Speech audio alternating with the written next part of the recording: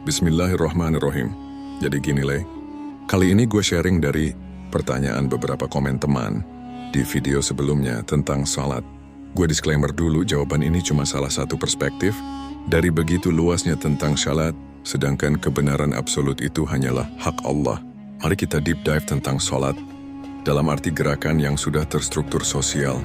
Ini bukan tentang salah benar, karena itu akan bergantung pada tingkat kepahaman dan kesadaran setiap diri.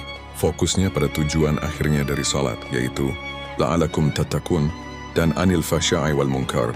Tapi kalau sudah sampai ke wilayah syar'i, dalam konteks gerakan, itu bukan lagi sekedar wajib, tapi udah menjadi kebutuhan diri. Dan salat gerakan ini, posisinya hanyalah sebagai reminder dari esensi salat yang lebih dalam, yaitu ibadah tauhid yang realistis sebagai reminder, sesungguhnya aku ini adalah Allah. Tidak ada Tuhan selain aku, maka sembahlah aku dan dirikanlah salat untuk mengingat aku. Dan soal gerak salat bahkan di Quran Surah An-Nur ayat 41, burung yang mengepakkan sayap itu salatnya dia ke Allah. Jadi jangan juga lo mengira salat itu hanya yang begini atau begitu aja.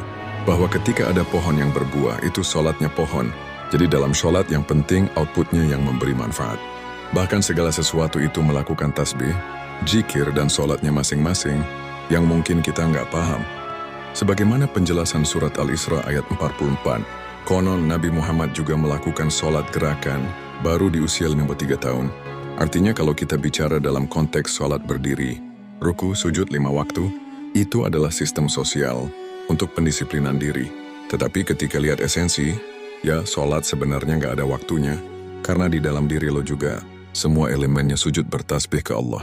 Makanya disebut salat daimun, yaitu salat tidak mengenal ruang dan waktu sepanjang hidup. Di surah Al-Ma'arij ayat 23, salat itu kan silatun, itu artinya terhubung, connecting ke Allah. Maka Allah yang akan menjadi dalam tanda petik nakhoda buat dirinya. Bahkan dalam Al-Quran dinyatakan, surah Al-Jatsiyah ayat 16, syariat itu bertujuan supaya lo nggak ikutin hawa nafsu. Sedangkan dalam surat Al-Hajj ayat 67, Allah menekankan bahwa bagi tiap-tiap umat telah kami tetapkan syariat tertentu dan tak perlu berbantah. Jadi yang terpenting itu output dari syariat itu apa?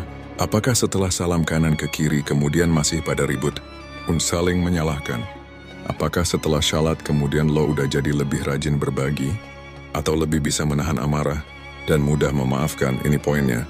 Jadi mau ini bukan lagi soal tata cara, tapi akhlak seperti apa yang dihasilkan setelah salat. Apakah sudah anil fahsya'i wal munkar? Gitu aja dulu lah, semoga dapat menarik esensi dari sudut yang wusto, yang tengah, tepat dan akurat. Assalamualaikum.